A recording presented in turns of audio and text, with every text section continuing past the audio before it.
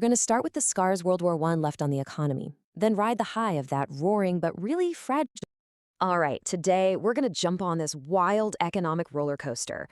We're talking about a 30-year ride that takes us from the end of one world war all the way to the start of another. And right in the middle, well, that's where we find the biggest financial crash in modern history. So let's just dive right in.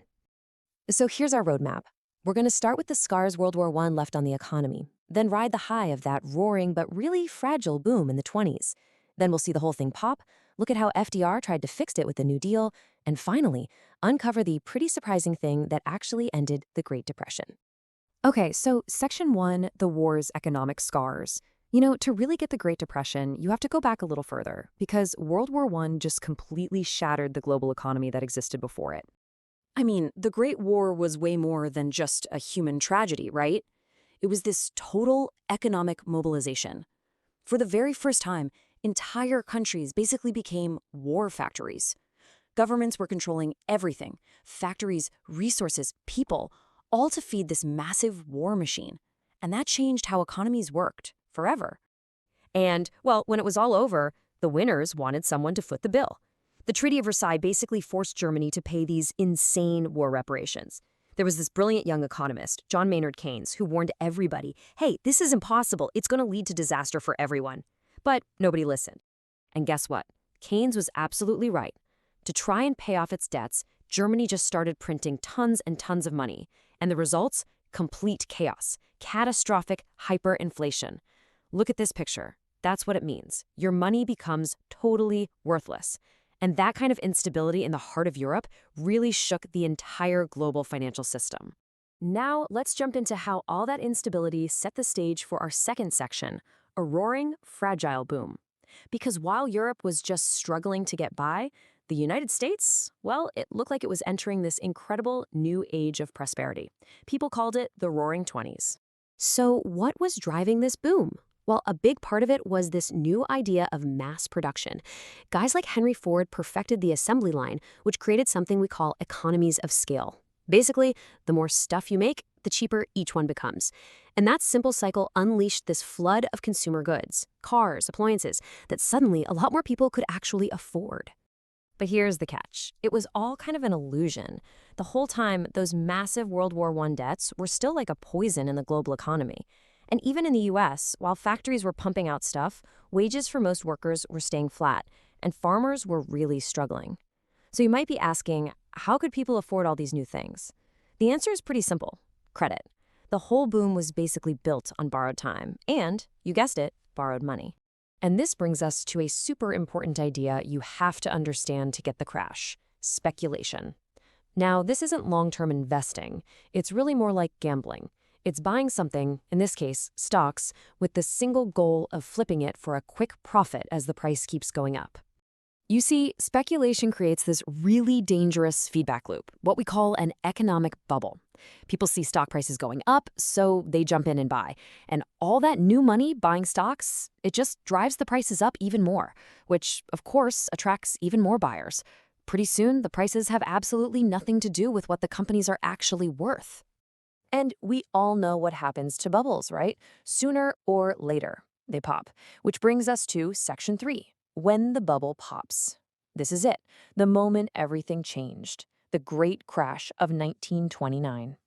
So in late October of 1929, the market started to wobble. And just look at that chart, it's a complete free fall.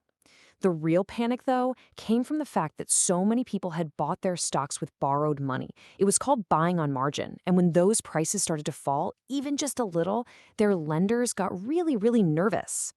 And that kicked off this absolute death spiral. The lenders demand their money back. So to get the cash, investors have no choice. They have to sell their stocks for whatever they can get. This huge wave of selling makes prices just collapse, which of course makes the lenders even more nervous, and they demand more money back. You can see how the whole system just imploded in a matter of days. And the crash on Wall Street didn't stay on Wall Street. It quickly became a total catastrophe for everybody else. Banks failed, businesses closed, people's life savings were just gone. By 1932, a shocking 25% of Americans were unemployed. Think about that. 1 in every 4 people who wanted a job just couldn't find one. So the country was just on its knees, desperate for a leader. And that brings us to our next chapter, Section 4, FDR's experimental fix. This is where a new president steps onto the scene with some pretty bold new ideas to fight this crisis. When Franklin D. Roosevelt, or FDR, took office, he was looking at a nation that was totally paralyzed by panic. And in his famous first speech, he told them, "The only thing we have to fear is fear itself." He promised bold, persistent experimentation to fight the Depression. And that experimentation came in the form of the New Deal, this huge collection of programs that people called the alphabet soup. You had the WPA and the CCC putting millions of people to work building things.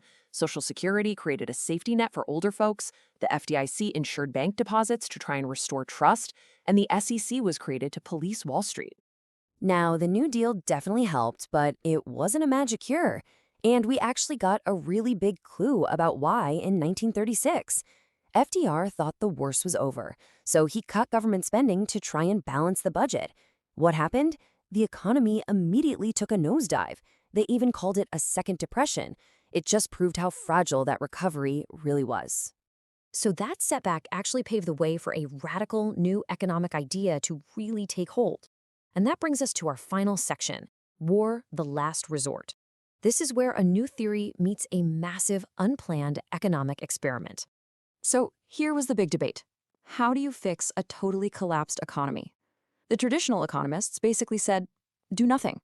They really believed the market would just heal itself over time. But John Maynard Keynes, he argued the exact opposite.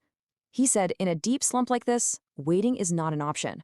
The government has to step in and spend money to create jobs and get people buying things again. And Keynes's whole idea was built on this one simple but really powerful insight. In a real economy, one person's spending is always another person's income. And when everybody stops spending because they're scared, that cycle just breaks. Incomes vanish. The only thing big enough to restart that engine, he argued, was the government. Keynes actually thought the New Deal wasn't nearly big enough to do the job. And then, history kind of provided the ultimate accidental test of his theory, World War II. The US government started spending money on a scale that nobody had ever imagined, all to fund the war. Suddenly, Dr. New Deal was replaced by Dr. Win the War. Factories roared back to life, unemployment disappeared, and just like that, the Great Depression was over. And the world that came out of it was completely different. I mean, just look at this quote from Business Week. The old ideas of saving and being thrifty were replaced with this new mantra of consumerism. The solution to the Great Depression created a whole new economic reality, one that was built on the very borrowing and spending that now powered the world. Which kind of leaves us with a question, doesn't it? Does the solution to one crisis always plant the seeds